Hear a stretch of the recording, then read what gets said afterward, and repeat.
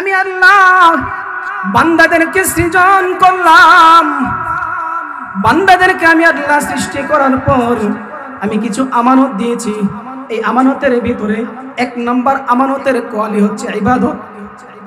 ইবাদতের ভিতরে আমানত কিভাবে? আমরা যে নামাজ পড়ি না, আমরা প্রতিযোগিতা করি, ঠিক না বেঠিক? মসজিদে আমরা একটা প্রতিযোগিতা শুরু হয়ে যায়,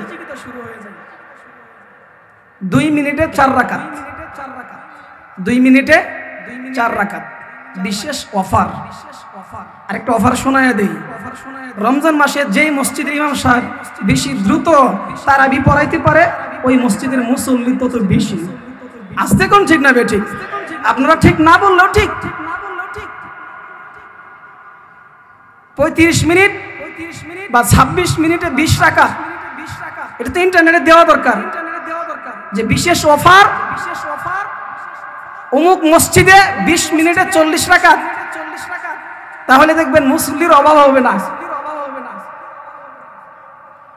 এই নামাজ যে আমরা পড়ি, কম্পিটিশন যে করি, এই কম্পিটিশনটা আমাদের কাছে ইবাদত।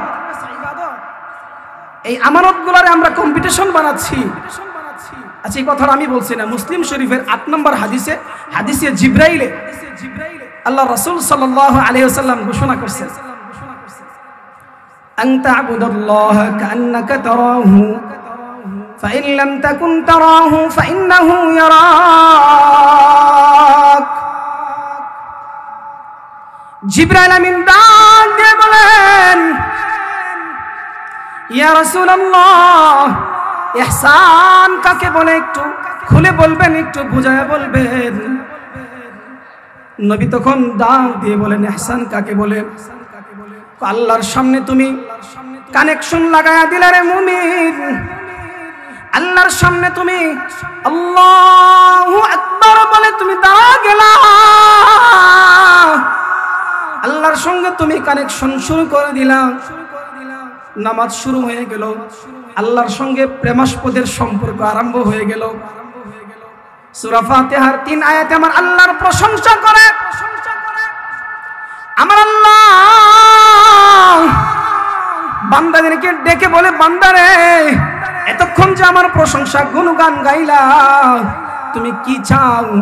বান্দা তখন বলে, আল্লাহ আমি আপনার কাছে ইয়াকা নাস্তাঈন, আমি আপনার কাছে সাহায্য চাই। জোরে বলুন সুবহানাল্লাহ। আল্লাহর সাহায্য ছাড়া কিছুই হবে না। আল্লাহর সামনে দাঁড়ায় গেলাম।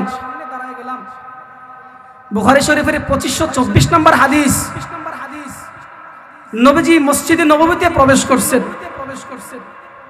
কিবলার সামনে দেখেন নাকের ময়লা লেগে আছে। নবী রাগান্বিত হলেন।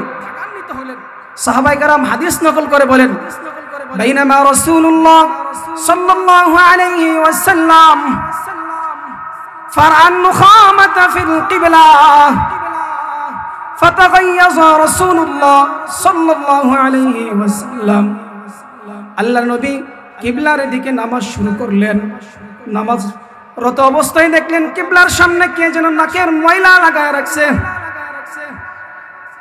আল্লাহ রাসূল সাল্লাল্লাহু আলাইহি ওয়াসাল্লাম তখন বলছেন, ইয়া সাহাবী, তোমরা যে কিবলার সামনে নাকের ময়লা লেগে দিয়ে লাগাইছো, জানোনি আমরা যে আল্লাহু আকবার বলি, আল্লাহু আকবার বলে আমরা আল্লাহর সামনে দাঁড়ায় যাই। জোরে বলুন সুবহানাল্লাহ।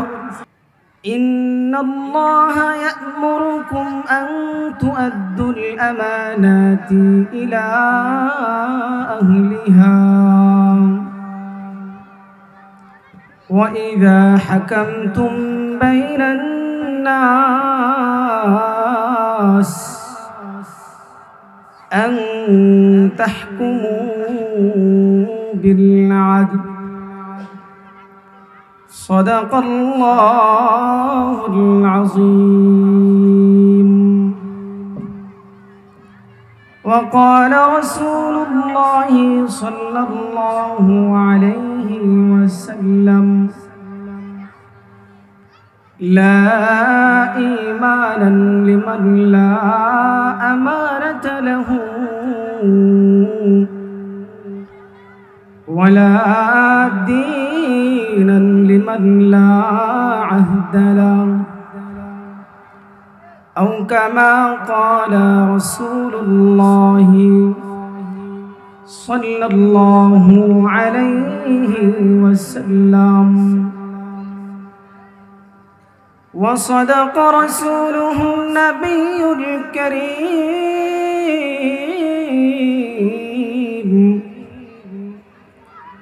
ونحن على ذلك من الشاهدين والذاكرين والحمد لله رب العالمين.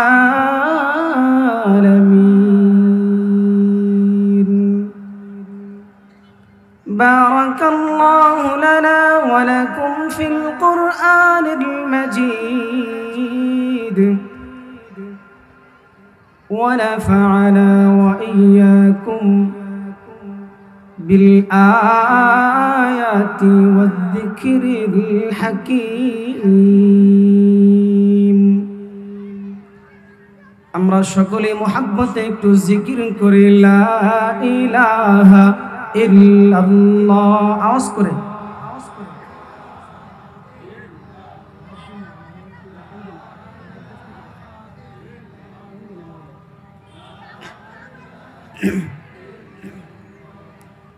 লা ইলাহা ইল্লাল্লাহ জুড়ে লা ইলাহা লা ইলাহা লা ইলাহা ইল্লাল্লাহ লা ইলাহা ইল্লাল্লাহ লা ইলাহা জুড়ে লা ইলাহা সবাই লা ইলাহা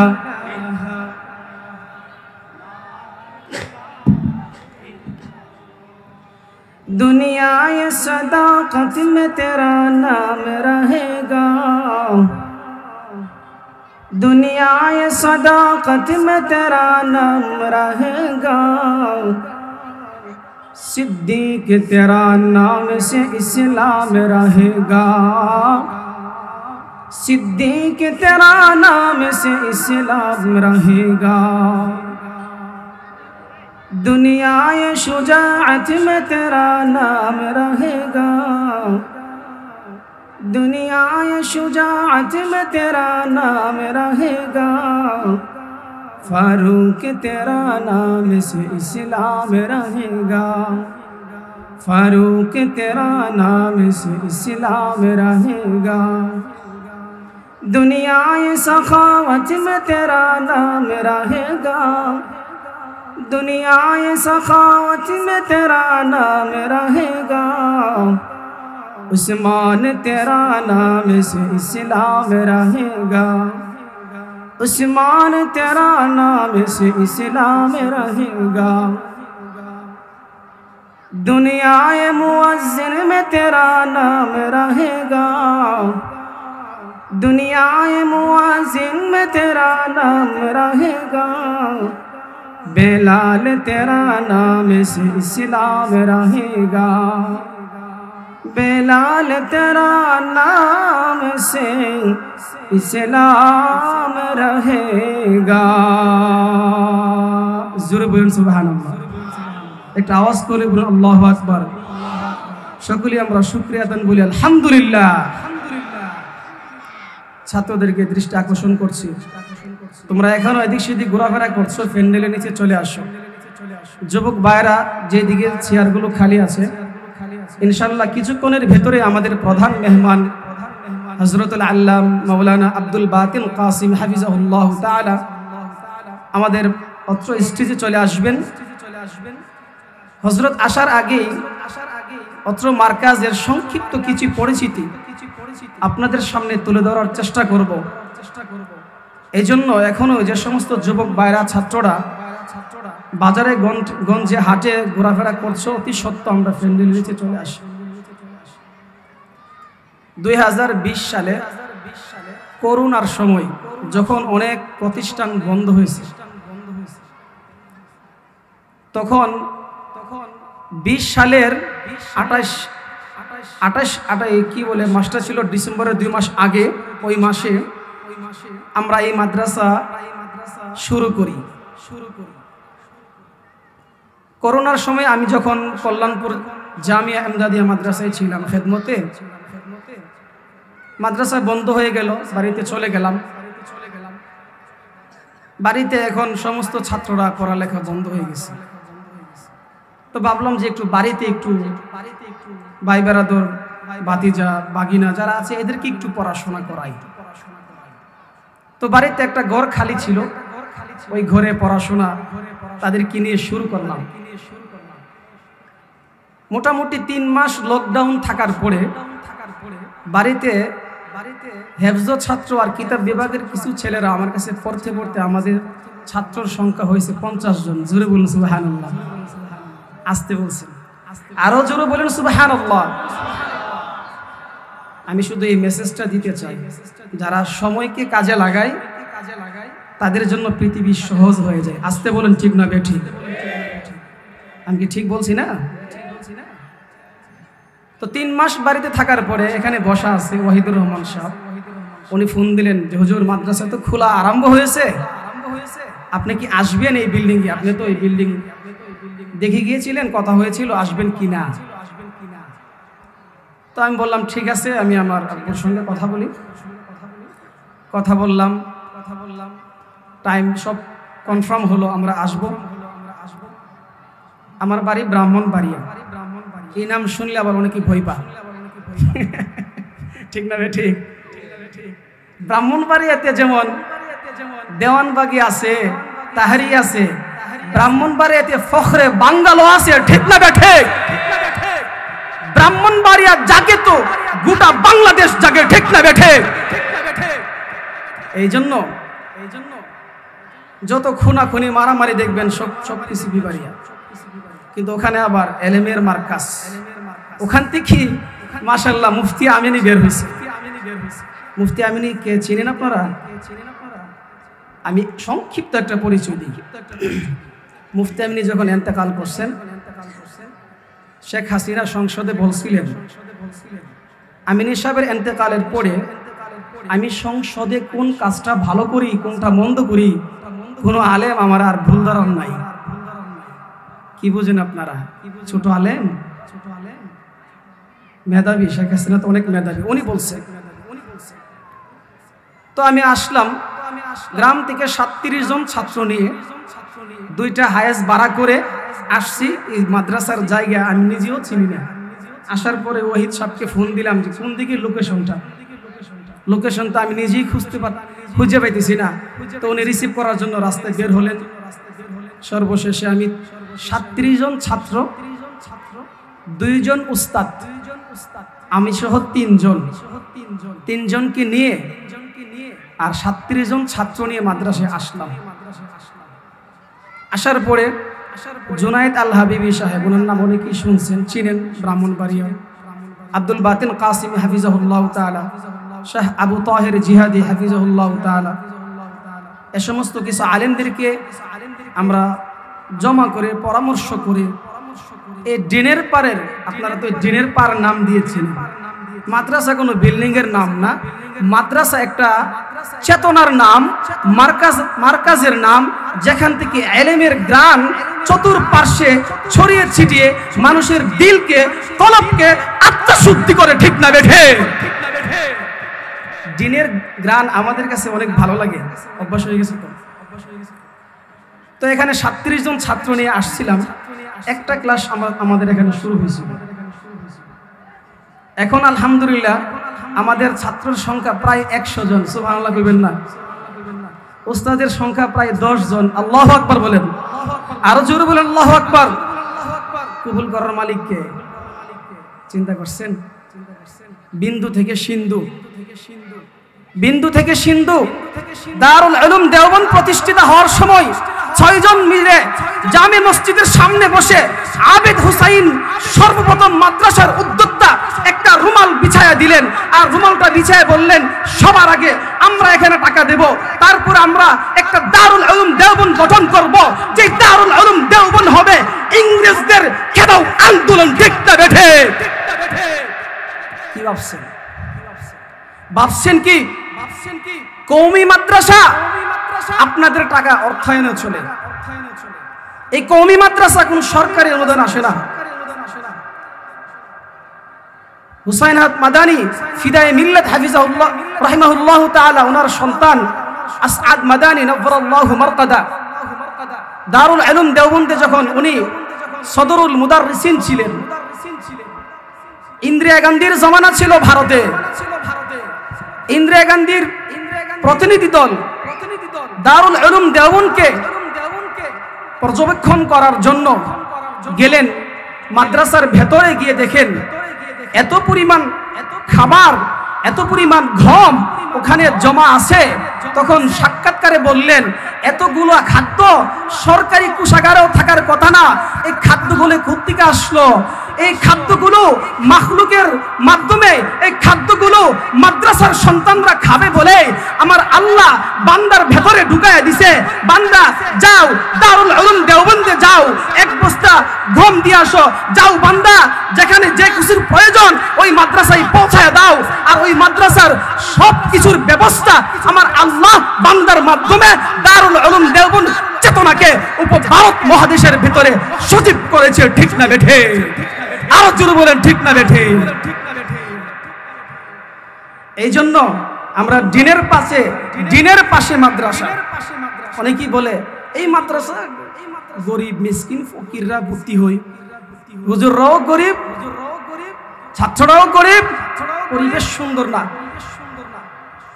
পরিবেশ সবার আগে দিল পরিষ্কার করতে হবে। আমার আপনার দিল পরিষ্কার, আমার ভেতরে আপনার ভেতরে যে গুনাহকে আমরা প্রতিদিন আমরা লালন করছি, এই গুনাহগুলোর যদি আমার আল্লাহ যদি এটার প্রতিচ্ছবি পৃথিবীর বুকে দিয়ে দিতেন, এই গুনার গন্ধে আমরা এই পৃথিবী ছাড়া আমরা এখান থেকে চলে যেতাম। ঠিক না বেঠে? এই জন্য আপনাদের দোয়া, জনগণের দোয়া, উলামায়ে কেরামের দোয়া, আমাদের এই প্রতিষ্ঠান অল্প জায়গাতে বিভিন্ন সমস্যার সম্মুখীন, তারপরেও প্রত্যেক মাসে 43,300 টাকা ভাড়া। এতিম ছাত্রর সংখ্যা অনেক আছে, অনেকেই ঠিক মতো পয়সা দিতে পারে না, কিন্তু আল্লাহ তাআলা চালাচ্ছে এই মাদ্রাসাগুলো, আল্লাহ তাআলা চালাই। আপনাদের দোয়া, আপনাদের নেক দৃষ্টির কারণে এই মাদ্রাসাগুলো চলতেছে। তো আমি আমার আলোচনার দিকে ফিরে যাচ্ছি। আমি আপনাদের সামনে কালামুল্লাহ শরীফের 5 নম্বর পারার 6 নম্বর পৃষ্ঠার একটি আয়াত তেলাওয়াত করেছি। রাসূল সাল্লাল্লাহু আলাইহি ওয়াসাল্লামের অসংখ্য অগণিত হাদিস থেকে এক টুকরো হাদিস তেলাওয়াত করেছি। আয়াত আর হাদিসের সাথে মিল রেখে স্বল্প সময়ের ভেতরে অল্প কথার মাধ্যমে আপনাদের সামনে আমলের নিয়তে গুটি কয়েকটি কথা মুযাকারা করার চেষ্টা করব। আল্লাহ পাক রব্বুল আলামিন সকলকে মানার আমল করার তৌফিক দান করুন। সকলে বলুন আমিন। একটু জিকির করি লা ইলাহা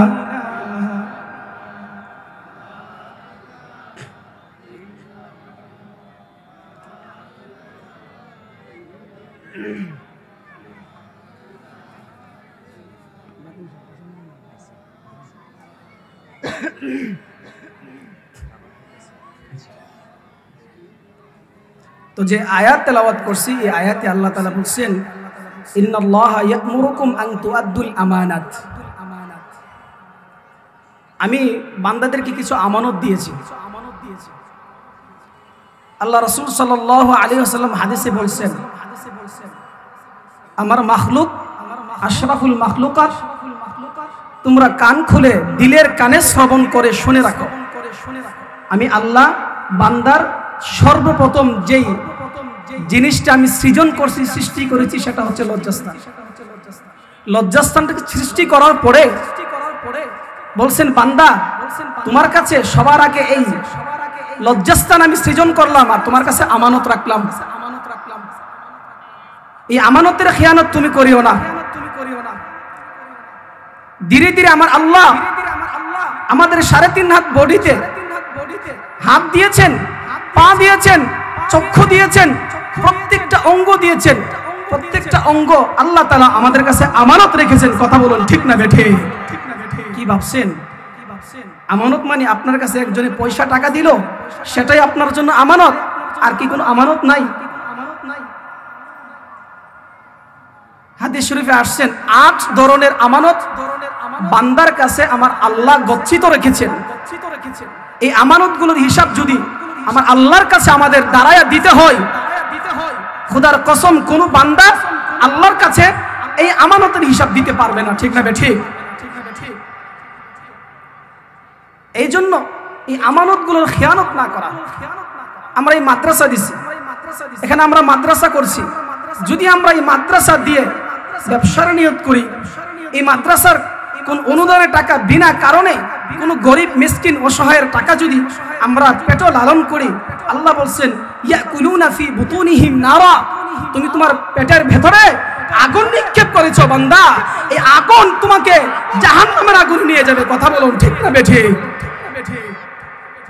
1 নম্বর আমানত আল আমানাতু ফিল ইবাদা। ও দুনিয়ার মানুষ, আল্লাহর গোলাম, আমি আল্লাহ বান্দাদেরকে সৃজন করলাম। বান্দাদেরকে আমি আল্লাহ সৃষ্টি করার পর আমি কিছু আমানত দিয়েছি। এই আমানতের ভিতরে 1 নম্বর আমানতের কোয়ালি হচ্ছে ইবাদত। ইবাদতের ভিতরে আমানত কিভাবে?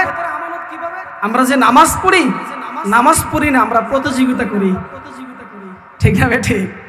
মসজিদে আমরা একটা প্রতিযোগিতা শুরু হয়ে যায়। 2 মিনিটে 4 রাকাত, 2 মিনিটে 4 রাকাত, বিশেষ অফার। আরেকটা অফার শোনায় দেই, রমজান মাসে যেই মসজিদের ইমাম সাহেব বেশি দ্রুত তারাবি পড়াইতে পারে, ওই মসজিদের মুসল্লি তত বেশি। আসতে কোন ঠিক না বেঠিক? আপনারা ঠিক না বললেও ঠিক। 35 মিনিট বা 26 মিনিটে 20 টাকা, এটা তো ইন্টারনেটে দেওয়া দরকার যে বিশেষ অফার অমুক মসজিদে 20 মিনিটে 40 টাকা। তাহলে দেখবেন মুসল্লির অভাব হবে না। এই নামাজ যে আমরা পড়ি, কম্পিটিশন যে করি, এই কম্পিটিশনটা আমাদের কাছে ইবাদত। এই আমানতগুলোরে আমরা কম্পিটিশন বানাচ্ছি। আচ্ছা, এই কথাটা আমি বলছি না, মুসলিম শরীফের 8 নম্বর হাদিসে, হাদিসে জিব্রাইলে আল্লাহ রাসূল সাল্লাল্লাহু আলাইহি ওয়াসাল্লাম ঘোষণা করছেন, আন তা'বুদাল্লাহ কাআন্নাকা তারাহু ফাইন লাম তাকুন তারাহু ফাইন্নাহু ইয়ারাক। জিবরাইল আমিন ডাক দিয়ে বলেন, ইয়া রাসূলুল্লাহ, ইহসান কাকে বলে একটু খুলে বলবেন, একটু বুঝায়া বলবেন। নবী তখন ডাক দিয়ে বলেন, ইহসান কাকে বলে? আল্লাহর সামনে তুমি কানেকশন লাগায়া দিলে রে মুমিন, আল্লাহর সামনে তুমি আল্লাহু আকবার বলে তুমি দাঁড়া গেলা, আল্লাহর সঙ্গে তুমি কানেকশন শুরু করে দিলা, নামাজ শুরু হয়ে গেল, আল্লাহর সঙ্গে প্রেমাস্পদের সম্পর্ক আরম্ভ হয়ে গেল। সূরা ফাতিহার 3 আয়াতে আমার আল্লাহর প্রশংসা করে। আমার আল্লাহ বান্দাদেরকে ডেকে বলে, বান্দারে এতক্ষণ যে আমার প্রশংসা গুণগান গাইলা, তুমি কি চাও? বান্দা তখন বলে, আল্লাহ আমি আপনার কাছে ইয়াকা নাস্তাঈন, আমি আপনার কাছে সাহায্য চাই। জোরে বলুন সুবহানাল্লাহ।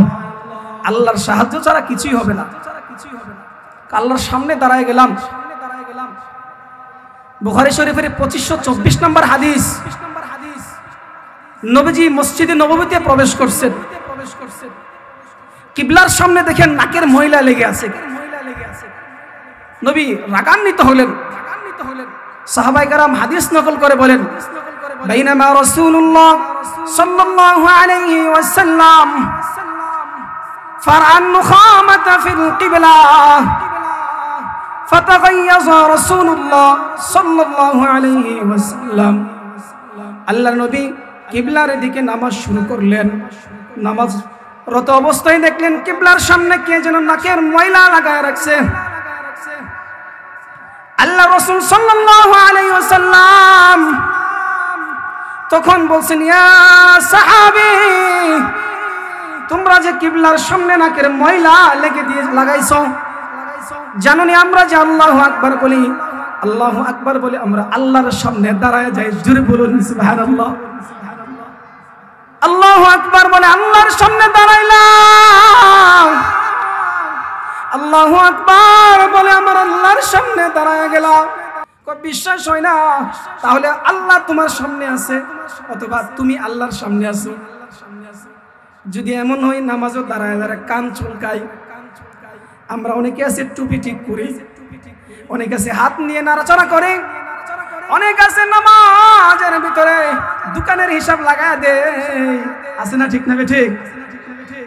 আল্লাহর সামনে দাঁড়ায় থাকলে, আল্লাহর সামনে যদি দাঁড়ায় থাকে আর যদি অথবা আমার সামনে আল্লাহ আছে, হাদিস দ্বারা প্রমাণ আমরা আল্লাহর সামনে আছি অথবা আল্লাহ আমাদের সামনে আছে, তাহলে আমাদের নামাজ কেমন হওয়া উচিত? সাহাবায়ে কেরাম তারা যখন কোনো বিপদগ্রস্ত হতো সবার আগে 2 রাকাত নামাজ পড়তো। আর আমরা যদি সবার আগে বিপদগ্রস্ত হই, সবার আগে আমরা আমাদের ভাই ব্রাদারে ফোন করি, টাকা আসেনি তোমার কাছে, আমার 5 লাখ টাকা নগদ লাগবে, তাড়াতাড়ি আমার বিকাশে পাঠায় দাও। ঠিক না বেঠিক? এই জন্য আজকে আমাদের এই অবস্থা। সবার আগে 2 রাকাত নামাজ ওযু করে আমরা পড়ব, আল্লাহু আকবার বলে নামাজ পড়েন। নামাজের পরে মুসাল্লায় 2টা হাত আল্লাহর কাছে বাড়ায় দিন। দেখছেন আল্লাহর কাছে চাওয়ার পদ্ধতি? এই দুনিয়ার মানুষ নিমুখ খারাপ, দুনিয়ার মানুষের কাছে চাইলে 1 হাতে চাওয়া লাগে। কই হাতে চাওয়া লাগে? কথা বলেন না, কই হাতে? আল্লাহর কাছে চাইলে। আচ্ছা দেখছিনি কেউ আল্লাহর কাছে 1 হাতে চাইছে? আল্লাহ মাফ করে দেন চাইছে কেউ? আল্লাহর কাছে চাওয়ার ধরন দেখছেন? যে যত বড় তার কাছে চাওয়ার ধরন তত সুন্দর। আমার আল্লাহ খালেক, আমার আল্লাহ মালিক, আমার আল্লাহ রাজিক, আমার আল্লাহ রিজিক দাতা, আমার আল্লাহ সকল পেরেশানি দূর করে। ঠিক না বেঠে? আল্লাহর কাছে চাইবেন কেমনে? মসজিদে গিয়ে বসার মতন সময় হয় না? আল্লাহর কাছে চাইবেন 2 হাতে। দোয়ার আদব কি জানেন? 2টা হাত বুকের উপরে উঠাবেন। আমরা অনেকে 2 হাত হাঁটুর নিচে রাখতেছি, কেউ এত বড় রাখতেছি, যেভাবে মন চায় সেভাবে, আদব রক্ষা করি না। তো 1 নম্বরের আমানত, তুমি যে আল্লাহর সামনে দাঁড়াইবা নিমুখ হারাম গোলাম বান্দা, না শুকরিয়া বান্দা। ঘুম থেকে জাগ্রত হওয়ার পর থেকে ঘুম পর্যন্ত তুমি গুনাহ করছো, আমি গুনাহ করেছি। আর এই গুনার খবর ফেরেশতারা আল্লাহর কাছে পৌঁছাইছে। আল্লাহ যদি বলতে, এক নিমুখ হারাম, একটা গুনাহ করছস, তোর 1 বেলা খাবার আমি বন্ধ করে দিলাম, আমার বোর্ডিং তোর জন্য 1 বেলা খাবার বন্ধ। কসম করে বলি, বালেগ হওয়ার পর থেকে এই পর্যন্ত আল্লাহর বোর্ডিং আমাদের জন্য বন্ধ হয়ে গেল। ঠিক না বেঠে? প্রতিনিয়ত গুনাহ করছি, একবারও গুনার হিসাব মিলাই না। আমার আগে হযরত বর্ণনা করছেন, বয়ান করছেন, তওবার কথা বলছেন। আমরা শুধু জানি তওবা মানে কি? আস্তাগফিরুল্লাহ, আস্তাগফিরুল্লাহ। 7 ধরনের তওবা আছে, 7 ধরনের। ন্যূনতম তওবা কি জানেন? আত-তাওবাতু আন-নাদামাতু, ইবনে মাজাহ শরীফের হাদিস। কিচ্ছা কাহিনী বলছি না এখানে বসে বসে, ইবনে মাজাহ শরীফের হাদিস। আল্লাহ রাসূল সাল্লাল্লাহু আলাইহি ওয়াসাল্লাম ঘোষণা করেছেন, বান্দা তুমি যে গুনাহটা করলা, আবু জাহেলের মতন হইলা নাকি ইকরামার মতন হইলা? আবু জাহেল গুনাহ করে রাতে ভাবছেন 2য় দিন পরিকল্পনা করব নবীকে কিভাবে কষ্ট দিবে। আর ওর ছেলে ইকরামা ওই মনে মনে ভাবতো আমি নবীকে কষ্ট দিয়েছি, কাজটা ভালো করি নাই, অনুতপ্ত হয়েছে। গুনাহ করার পরে যদি অনুতপ্ত হওয়া যায়, এটাও একটা তওবা। জোরে বলুন সুবহানাল্লাহ। এই বান্দা নিমুখ হারাম, না শুকরিয়া বান্দা, এতটুকু তওবা আমার ভিতরে আসে না? তো 1 নম্বরের আমানত, ইবাদতের ক্ষেত্রে আমরা আমাদের আমানতকে রক্ষা করতে হবে। ইবাদতের ক্ষেত্রে যদি আমরা আমানত রক্ষা করতে পারি, তাহলে এই নামাজ কেমন হবে জানেন? 21 নম্বর পারার 1ম নম্বর পৃষ্ঠায় 1ম আয়াতে আল্লাহ তাআলা ঘোষণা করে দিয়েছেন, ইন্নাস সালাতা তানহা আনিল ফাহশাই ওয়াল মুনকার। তোমার এই নামাজ গর্হিত কাজ থেকে তোমাকে মুক্ত রাখবে। কিন্তু নামাজ 5 কোয়ালিটির আছে। কোন নামাজ? যে নামাজের শুরুতে আল্লাহু আকবার, শেষে সালাম, মাঝখানে আমি কি করছি জানি না, ইমাম সাহেব সেজদায় গেছে, আমিও সেজদায় গেলাম। অথবা নিজের নামাজ ফার্স্ট টু লাস্ট আমি কি পড়লাম কিছু জানি না, এই নামাজ আমাকে গর্হিত কাজ থেকে মুক্ত করবে না।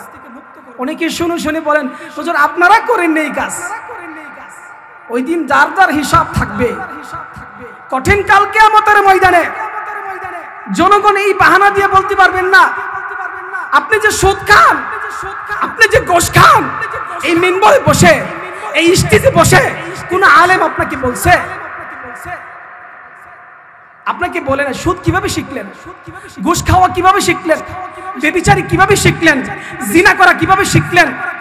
আর দিন আলেমরা আপনাকে শিখাই নাই, সেজন্য দিন শিখবেন না। পৃথিবীতে কোনো নবী রাসূল না আসলেও আল্লাহকে মানা ফরজ ছিল, ঠিক না বেঠে? এই নামাজ কাজে লাগবে। এই যে ইবাদতের ভেতরে যদি আমরা আমানতকে রক্ষা করতে পারি, তাহলে প্রথম নাম্বার আমানত আমরা রক্ষা করলাম। আর এই আমানতের কারণেই আল্লাহ তাআলা আমাদের উপর আল্লাহর অফুরন্ত নিয়ামত ঢেলে দিবে। কথা বলুন, ঠিক না বেঠে? 2 নাম্বার আমানত। আল্লাহ রাসূল সাল্লাল্লাহু আলাইহি ওয়াসাল্লাম বলেন, আল হিফযু ফিল জাওয়ারিহি। ও দুনিয়ার মানুষ, আল্লাহর গোলাম, 2 নম্বরে আমানত, সেটা হচ্ছে তোমার অঙ্গ প্রত্যঙ্গের আমানত। সাহাবায়ে কেরাম বলেন, ইয়া রাসূলুল্লাহ, অঙ্গের আবার আমানত আছে নাকি? নবী বলেন, হ্যাঁ, অঙ্গের আমানত আছে। অঙ্গের আমানত তোমার দিলের আমানত, তোমার মুখের আমানত, তোমার হাতের আমানত, তোমার সব অঙ্গের আমানত আছে। মুখের আমানত কি? মুখের আমানত এই যে মুখ দিয়ে যে মিথ্যা কথা বললা, মুখ দিয়ে যে তুমি মিথ্যা কথা বলছো। বক্তারা মিথ্যা কথা বলে না? বলছেন হযরত আসেন কোথায়, মাহফিলে আসবেন না? আর জায়গায় কন্টাক্ট করছে, ওখানে 50,000 টাকা। এই জন্য হযরতের শরীর ভালো না। হযরতের কি ভালো না? আর জায়গায় কত কন্টাক্ট করছে? 50। আরেক জায়গায় 50 যদি কন্টাক্ট করে থাকে, শরীর কি ভালো থাকবো? আসলে শরীর বালা, তার দিলটা বালা না, ঠিক না বেঠি? আর আওয়াজ করে বলেন, ঠিক না বেঠি? শরীর ভালো, দিলটা কি না ভালো না। এই যে জবান দিয়ে তুমি মিথ্যা কথা বললা, এই কথার আমানত আল কাউলু সাদুক, কথার আমানত হচ্ছে কি সত্য কথা বলা। সত্য কথা বললা, তাহলে তুমি কথার আমানত রক্ষা করলা। আর দিলের আমানত কি জানেন? এই যে দিলটা, আলা ওয়াহিয়াল কলব, এই যে দিল, এই দিলের আমানত কি জানেন? এই দিল দিয়ে মিথ্যা ভাবনা। মিথ্যা ভাবনা কেমন? রাস্তা দিয়ে হাইটে গেল একটা তরুণী যুবতী, প্রথম আপনি কানেকশন লাগালেন চোখ দিয়া। এই চোখটার কানেক্ট হলো মাথার সাথে। চোখের কানেকশন কার সাথে? এই মাথার কানেকশনটা দিলের সাথে, আর দিলের কানেকশনটা অঙ্গ প্রত্যঙ্গের সাথে। আর এই অঙ্গ, আর এই দিল, আর এই দিমাগ, আর এই চক্ষু, এই সব কিছু মিলায়া তোমাকে ওই অপকর্মের দিকে তোমাকে লিপ্ত করে। কথা বলুন, ঠিক না বে ঠিক? মুখের মিথ্যা কথা, দিলের মিথ্যা লালন, আর দিমাগের মিথ্যা চেতনা, এই সবগুলো হচ্ছে দিল, দিমাগ আর মুখের জেনা। মুসলিম শরীফের হাদিস, আল্লাহ রাসূল সাল্লাল্লাহু আলাইহি সাল্লামকে সাহাবায়ে কেরাম প্রশ্ন করলেন, ইয়া রাসূলুল্লাহ, আইয়ুল আমালি আফদল? আপনার কাছে সবচেয়ে উত্তম আমল কোনটি? সাহাবায়ে কেরাম আমল জানতে চাইতেন। আর এখন আমরা হুজুরের কাছে আমল জানতে চাই না। আবার হুজুরের সমস্যা আছে, হুজুরের হাদিয়া ছাড়া আমল শিখায় না। সমস্যা নাই? হুজুরের সমস্যা। এক উস্তাদ বলছিলেন, পকেটে হাত দিলে আমার মনে হয় যে আমার হাদিয়া দিব। কেউ আমার সঙ্গে কথা বললে পকেটে হাত দিলে মনে হয় যে আমার হাদিয়া দেওয়ার জন্য আসছে। চিন্তা করছেন? ভেতরটা কমন সেন্সটা কেমন হয়েছে? হুজুরের কাছে তো আপনি যান না, কেন যাবেন? আমাদের কারণেই যান না। বলছেন কোন আমল সবচেয়ে উত্তম? কোন আমল? মান সালিমাল মুসলিমুনা মিন লিসানিহি ওয়া ইয়াদিহি। তোমার হাত থেকে তোমার প্রতিবেশী ভাই, তোমার আত্মীয় স্বজন, তোমার ভাই বেরাদর সকলেই যদি তোমার হাত থেকে মানে তোমার অনিষ্টা থেকে মুক্ত পায়, তাহলে এই আমলটা সবচাইতে উত্তম। আস্তে বলেন সুবহানাল্লাহ, আরো জোরে কোন আলহামদুলিল্লাহ। কত সুন্দর আমল শিখাই দিছে, আমরা করতে পারবো? পারবো না। আপনার বাসার পাশে যদি কেউ আপনার বাসার ভিতরে একটা লোহা ঢুকায় দেয়, এটা নিয়ে দ্বন্দ্ব শুরু হয়ে যাবে। উত্তম আমল আমার প্রতিবেশী ভাই আমার কাজ দ্বারা যেন কষ্ট না পায়। তো কষ্ট পাচ্ছে, প্রতিনিয়ত কষ্ট পাইতেছে। আপনি মারা গেলেন, আপনার জন্য কে কাঁদলো না? আফসোস বান্দা, তুমি মারা গেলা, তোমার জানাজা একজন আলেমও নাই, শুধু একজন আলেম আছে, উনি কুলখানি করে সব সময়। ওনাকে মসজিদে বা কোনো জায়গা থেকে আপনি ফোন করে নিয়ে আসছেন, ওই একজনে আসছে, উনি কুলখানি করে, তো ওনাকে ফোন করে নিয়ে আসছেন। আর কোনো আলেম তো আপনার জানাজায় পাইলেন না, আর আলেমকে সারাক্ষণই বকতেছেন, বক বক করছেন। আপনি আপনার আমল দেখেন, আলেমের আমল দেখবো। যার যার ইয়া নাফসি হাসরের মাঠে বলতে থাকবো, আমার নবী বলবেন নাফসি নাফসি, উম্মতি উম্মতি, আর আমরা বলবো ইয়া নাফসি ইয়া নাফসি। এই জন্য আপনি নিজের চরকায় তেল দিতে। বলতেছিলাম আল আমানা ফিল জাওয়ারিহ হিফজুল জাওয়ারিহ। আপনার এই অঙ্গ, আপনার এই দিল, আপনার এই হাত, আপনার এই পা, এই সবগুলো আমানত। হাকিমুন নফস আল্লামা আশরাফ আলী থানবী রাহিমাহুল্লাহ তাআলা, ওনার একজন খাদেম ছিলেন। উনি রাতের বেলা এক নারীর সঙ্গে সাক্ষাতের জন্য বের হলেন। হযরত তখন শুয়ে গেছে। বের হওয়ার পর নারীর কাছে যখন যাওয়ার উপক্রম হলো, তখন উনি চিন্তা করলো, জামানার মুজাদ্দিদ আল্লামা থানবী রাহিমাহুল্লাহ তাআলার খানকা থেকে বের হয়ে এসে আমি একজন পরনারীর সঙ্গে সাক্ষাৎ করব। ওনার দিমাগে কাজ করলো, সাক্ষাৎ না করে খানকায় চলে গেলেন। সকালবেলা হযরত বলেন, কি খবর? কাহা পে তা রাত পে? হযরতের ভেতরে ইলহাম হয়ে গেছে যে আমার এই খাদেম রাতের বেলায় পরনারীর সঙ্গে সাক্ষাতে যাওয়ার চেষ্টা করছে। সঙ্গে সঙ্গে তওবা করে ওই খাদেম থানবী রাহমাতুল্লাহি আলাইহির খানকায় সঙ্গে সঙ্গে তওবা করলেন, আল্লাহর কুদরতি পায়ে লুটায়া পড়লেন, আর আল্লাহর কাছে তওবা করলেন, আল্লাহ মাফ করে দিলেন। জোরে বলুন সুবহানাল্লাহ। আপনার এই অঙ্গ, এই যে অঙ্গগুলো আছে না, এগুলো শুকরিয়া আদায় করতে হবে। আপনার একটা চোখ গেলে গা, আপনার একটা পা নষ্ট হয়ে গেছে, পৃথিবীর সমস্ত শক্তি মিলেও আপনার এই পা, আমার আল্লাহ যেইভাবে এই পাকে আল্লাহ তাআলা সৃজন করছে, কসম করে বললেও হানেস হবে না। পৃথিবীর কোন মানুষ, কোন শক্তি এত সুন্দর করে, এত সুন্দরভাবে এই পা সৃষ্টি করতে পারবে না। কথা বলুন ঠিক না বেঠিক? এই জন্য এই অঙ্গগুলোকে আপনি হেফাজত করতে হবে। আপনি রাস্তা দিয়ে হাঁটতেছেন, কই রাস্তা দিয়ে হাঁটার সময় মানুষকে কষ্ট দিচ্ছেন। সাহাবায়ে কেরাম বলেন, ইয়া রাসূলুল্লাহ, রাস্তা দিয়ে হাঁটলেও আবার মানুষ কষ্ট হয় নাকি? হ্যাঁ, রাস্তা দিয়ে হাঁটলেও মানুষের কষ্ট হয়। এটা আবার আশ্চর্য প্রশ্ন। মা হাক্কুত তরিক ইয়া রাসূলুল্লাহ, রাস্তা দিয়ে হাঁটলে মানুষের কষ্ট হবে, তাহলে আমরা কি করব? সাহাবায়ে কেরাম বলার পরে নবী বলছেন, ও আমার প্রিয় সাহাবী, রাস্তা দিয়ে হাঁটার সময় রাস্তার হকগুলো যদি আদায় করো, তাহলে আমার আল্লাহ তোমার আমল নামায় সওয়াব লিখে দিবেন। জোরে বলুন সুবহানাল্লাহ। রাস্তার 5টা হক আছে। এই ওয়াজে আসছেন না, এখান থেকে খালি কিছু কথা শুনে চলে যায় না। আমরা এখন ওয়াজে আসি, সুর ভালো হইলে আসি, কণ্ঠ ভালো হইলে আসি। আপনারা তো সুরওয়ালা বক্তা খুঁজেন, সুরওয়ালারাও আপনারা খুঁজতেছেন। সুরওয়ালা বক্তা আপনাকে খুঁজতেছে, আপনার সুরওয়ালাকে খুঁজতেছেন। সুরের কোনো দোষ নাই, সুর আমার আল্লাহ দিছে। এই সুরকে খেদমতের জন্য, কোরআনের জন্য বিলীন করে দিতে হবে। ঠিক না বেঠে? রাস্তার 5টি হক, এই রাস্তার 5টি হক যদি আপনি আদায় করেন, এই রাস্তাতে চলবেন আর আপনার আমলনামায় সব লিখতে থাকবে। জোরে বলুন সুবহানাল্লাহ। 1 নম্বর রাস্তার হক গদ্দুল বাসর। আপনি রাস্তা দিয়ে হাঁটার সময় আপনার দৃষ্টি নিচু করে রাখবেন, অবনত করে রাখবেন। রাস্তা দিয়ে হাঁটার সময় এদিক সেদিক তাকাবেন না। এই জন্য তো বাজার, এই বাজারের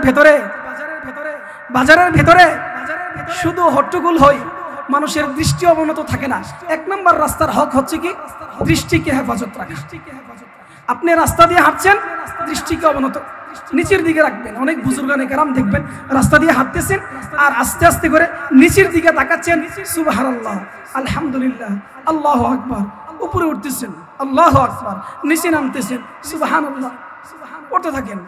এই জিকিরগুলো বেশি সময় লাগে না, এগুলা মনে মনে পড়তে থাকে, দেখবেন আপনি অনেক অযথা অহেতুক কাজ থেকে আমরা বাঁচতে পারি। এই রাস্তা দিয়ে হাঁটার সময় আপনার চক্ষুকে আপনি হেফাজত করতে হবে। আপনি রাস্তাতে একটা কাঁটা পড়ে আছে, রাস্তা থেকে কষ্টদায়ক জিনিসটাকে সরায় দিলেন। রাস্তা থেকে কষ্টদায়ক জিনিসটাকে যে সরায় দিলেন, এটা হচ্ছে রাস্তার 2 নম্বর হক। এই কষ্টদায়ক জিনিসটাকে সরায় দিলেন। আপনার অপর ভাই এই রাস্তা দিয়ে চলার সময় সে নিরাপদে রাস্তায় চললো, তার আমল নামায় আল্লাহ তাআলা সওয়াব লিখে দিবেন। জোরে বলুন সুবহানাল্লাহ। 3 নম্বর, আপনারা কেউ সালাম দিছে, সালাম কিন্তু যারা গরিব তাদের জন্য, যারা বড় লোক তাদের জন্য না, যারা এমপি তাদের জন্য না, যারা মন্ত্রী তাদের জন্য না, যারা বড় খতিব সব তাদের জন্য না, যারা বড় বক্তা তাদের জন্য না। তারা কেন সালাম দিবে? ওনার তো অনেক বিশাল বড় ব্যাপার সেপার আছে না, তাদের জন্য না। কিন্তু সালাম কারা? গরিব, ছোট। এই আমাকে সালাম দিলে না, আমি মাদ্রাসার সভাপতি, আমি প্রত্যেক বছর এই মাদ্রাসায় একটা মহিষ দান করি, আমারও সালাম দিলে না। এই হুজুরকে ডাক। হুজুর আসলো, হুজুরও সালাম দিল না। কি ব্যাপার? আপনিও সালাম দিলেন না, আপনার ছাত্র সালাম দিলেন না। আগামী বছর থেকে আপনার মাদ্রাসায় যে একটা মহিষ দিতাম না সুদের টাকা দিয়া, এই মহিষটা আর দেব না। এই মহিষটা আগামী বছর থেকে বন্ধ হয়ে গেছে। তোমার দরজা বন্ধ, আমার আল্লাহর দরজা খোলা। ঠিক না বেঠে? আর জোরে বলেন ঠিক না বেঠে? এই জন্য সালাম সবাই দিতে হবে। মিশকাত শরীফের হাদিস, আফসুস সালাম, একা সালাম দিবেন। আপনার নামাজ একা পড়েন না? বুড়া মানুষ একলা নামাজ পড়ার জন্য বের হয়েছেন না? আপনার সন্তানকে জাগাইছেন? আপনার পুত্র বুধুয়ার, আপনার সন্তান ঘুমায় আছে, আপনার ছেলে ঘুমায় আছে, ফ্যামিলির সবাই ঘুমাইছে, আপনি একলাই চলে গেছেন না? আকিমিস সালার অর্থ এটা না, আফসুস সালামের অর্থ এটা না যে আপনি সালাম দিলেন সকলকে সালামের জন্য, সকলকেই বলেন, সকলেই মিলে আমরা সালামের আমল করি। 3 নম্বর হক। রাস্তার 4 নম্বর হক, আপনি যাওয়ার পথে সৎ কাজের আদেশ করবেন। বাবা, সৎ কাজের আদেশ করা মুশকিল। গান বাদ্য চলছে বিয়া বাড়িতে, ভাই গানটা বন্ধ করলে ভালো হয় না? ভাই আপনি আপনার পথে যান। স্বাধীন বাংলাদেশ, এখানে আমি স্বাধীন, এখানে আমি আমার মন চাই গুনাহ করব, আপনি বলার কেউ না। আপনি আমরে বিল মারুফ সৎ কাজের আদেশ করতে পারবেন না। যদি বাই চান্স সৎ কাজের আদেশ করেন আর আপনার যদি কোনো না কোনো ভুল থাকে, তাহলে আপনাকে বলবেন আপনি বড় আল্লাহর ওলি, আপনি অনেক বড় আল্লাহর ওলি। আপনার ছেলেরে ঠিক করেন, আপনার মেয়েরে ঠিক করেন, আপনার ফ্যামিলি ঠিক করেন, যান আপনার পথে, আপনি যান। আমি কথা মিথ্যা বলতেছি? খারাপ বলতেছি? কষ্ট হচ্ছে? একটু জোরে বলেন আল্লাহু আকবার। আরেকটা আওয়াজ করবেন আল্লাহু আকবার। মাঝে মধ্যে আল্লাহু আকবার বললে একটু মনোযোগ আসে, শয়তান একটু দূরে চলে যায়। রাস্তার 4 নম্বর হক আদেশ করা, ভালো কাজের আদেশ করা। রাস্তার 5 নম্বর হক অসৎ কাজের নিষেধ করা। সৎ কাজের আদেশ করা, অসৎ কাজের নিষেধ করা। অসৎ কাজের নিষেধ এটা আরো বেশি কঠিন। ওইটা কিভাবে করব? ওইটা করার 3টা স্টেপ, 3টা পদ্ধতিতে আমরা অসৎ কাজকে নিষেধ করতে পারবো। একটু বলেন তো কই পদ্ধতিতে? 3 পদ্ধতিতে আমরা খারাপ কাজকে বারণ করতে পারবো। 1 নম্বর পদ্ধতি, হাত দিয়ে বাধা দিবেন, তুমি খারাপ কাজ করছো, আমার এই বাহুতে আমার হৃৎপিণ্ডে শক্তি আছে, শক্তির মাধ্যমে আমি বাধা দেব। কাদিয়ানীকে কাফের ঘোষণা দিচ্ছ না, রাজপথে নেমে যাব, বুকের তাজা রক্ত ঢেলে দেব, আমি আমার প্রাণ শেষ করে দেব, আমার আল্লাহ রসুলের রিসালাত এই পৃথিবীর বুকে কায়েম করব। ঠিক না বেঠে? কাদিয়ানী কাফের না কাফের? স্লোগান দিতে পারবেন? দিতে পারবেন? কাদিয়ানী কাফের, কাফের কাফের কাফের কাফের কাফের কাফের, আরো জোরে কাফের কাফের, আরো জোরে কাফের কাফের, কাদিয়ানীরা কাফের। মনে থাকবো, এই কাদিয়ানীদেরকে কাফির বললে হইব না, এদেরকে কাফেরের উপরটা বলতে হবে। আমাদের একজন উস্তাদ বলছিলেন দারুল উলুম দেওবন্দে, যে এদেরকে কাফের বলে তো তোমরা সম্মান করতেছো, তাদেরকে কাফের উপরটা কেন বলো না? 5 নম্বর হক সৎ কাজের, খারাপ কাজের নিষেধ করা, এই 5টা রাস্তার হক। আমরা এই 5টা হক রাস্তাতে চলাচলকারে আমরা আদায় করার চেষ্টা করব। হযরত চলে আসছেন, বেয়াদবি মাফ করবেন। এই 5টা কাজ আমরা সবসময় আদায় করার চেষ্টা করব। আল্লাহ তাআলা তৌফিক দান করুন, সকলে বলেন আমিন। আর আমি আপনাদের সামনে মাদ্রাসার সমস্ত পরিচিতি তুলে ধরার চেষ্টা করছি, বাকিটা আপনাদের করার দায়িত্ব। সর্বশেষ দোয়া চেয়ে বিদায় নিলাম। আসসালামু আলাইকুম ওয়া রাহমাতুল্লাহি ওয়া বারাকাতুহু।